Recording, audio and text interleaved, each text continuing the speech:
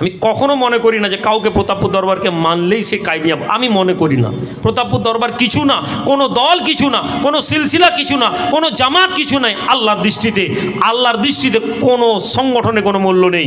যে সংগঠন আল্লাহ এবং তার রসুলের হক কথাকে আঁকড়ে ধরবে, আল্লাহ সেই দল, সেই সিলসিলা, সেই দরবার, সেই সংগঠনকে আল্লাহ কবুল করবেন এবং তাদেরকে দুনিয়ায় সম্মানিত করবেন। এবং প্রতাপপুর দরবার শরীফ এই কাজের মধ্যে সংঘবদ্ধভাবে কোরআন এবং সুন্নাহর কথাকে আমরা আদলের সাথে, ইনসাফের সাথে আমরা প্রকাশ করি। কেউ লোক যদি নামাজের কথা বলে, আমরা তাকে বলি ভালো কাজ করছে। কেউ যদি বলে তাওহীদের কথা দাওয়াত দিই, আমরা বলি ভালো কাজ করছে। কেউ যদি রাসূলুল্লাহ শানে মহাব্বতে গজল পড়ে, নবীর মহাব্বতের কথা বলে, আমরা বলি এদের দ্বারা ঈমানের খুশবু আছে। হ্যাঁ, কেউ যদি কাউকে কাফের বলে, আমরা বলি না, আমরা তাদের সাথে নেই। কেউ যদি বলে ভাই ওই লোক জাহান্নামী, আমরা বলি না, আমরা এদের মধ্যে নেই, আমরা এই কথা মানি না, আমরা এই কথা বলবো না। আমরা কাউকে কাফের বলি না, আমরা কাউকে জাহান্নামী বলি না, আমরা কাউকে বেঈমান বলতে পারি না, আমরা কাউকে মুনাফিক বলতে পারি না, আমরা কাউকে গুস্তাকে রসুল বলতে পারি না। যদি কেউ গুস্তাকে রসুল হয়, সে তার আমল নামা নিয়ে এমনি যাবে। আমাদের দরকার নেই, আমাদের দরকার আমরা বুঝে নিই আমরা যে রাস্তায় আছি আমরা সেটা কি সঠিক। সম্মানিত হাজিরিন, কোরআনুল করিম এবং হাদিস শরীফকে ধরে নিলাম, দুনিয়ার জমিনে কি আর কাউকে লাগবে?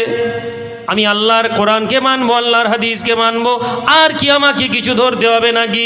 হে যুবক, হে জওয়ান, রাসূলুল্লাহ সাল্লাল্লাহু আলাইহি ওয়াসাল্লাম দুনিয়া থেকে ফৌত নিয়েছেন, আল্লাহর নবী দুনিয়ার জমিন থেকে বিদায় নিয়েছেন। মুসলমানেরা, আল্লাহর নবীর সাহাবারা কি করেছেন আগে দেখে নাও। আবু বকর সিদ্দিক, যিনি কোরআন এবং হাদিস কিছু কম জানতেন না, ওমর ইবনুল খাত্তাব, যার ব্যাপারে নবী বলেছিলেন আমার পরে যদি কেউ আসে তাহলে সে ও নবী হতো, তাহলে ওমর। আল্লাহর নবী ওসমান ইবনে আফফানের ব্যাপারে প্রশংসা করেছেন। আলী ইল মুর্তজাকে রাসূলুল্লাহ জান্নাতের মধ্যে সর্দার বলেছেন, তার সন্তান সন্ততি হাসান হোসেনকে। আলীকে মানা মানে রাসূলুল্লাহকে মানা। এই কথাগুলো যাদের ব্যাপারে বলা হয়েছে, ওই আবু বকর সিদ্দিক মুসলমানদের নেতা হলেন, কুরাইশদের নেতা নয়, মুসলমানদের নেতা হলেন। আবু বকরের হাতে বায়াত হতে হবে। কিসের বায়াত? নবীজি বলছেন তোমরা নেতৃত্ববিহীন, আমিরবিহীন থেকো না। তাহলে যারা কোরআন এবং হাদিস মানে এবং তারা যদি মনে করে যে না কারো আন্ডারে আসার প্রয়োজন নেই, তাহলে তারা এখান থেকে বুঝে লিখ সাহাবাদেরকে এক মুহূর্ত নেতৃত্ববিহীন থাকতে মানা করা হয়েছে, আমিরবিহীন থাকতে মানা করা হয়েছে। তাহলে আমরা কারা? আমরা একটি ছোট্ট দল, আমরা একটি ছোট্ট মানুষ, আমরা একটি ছোট্ট সংগঠন, কিন্তু আমাদের একটা পরিচয় আছে।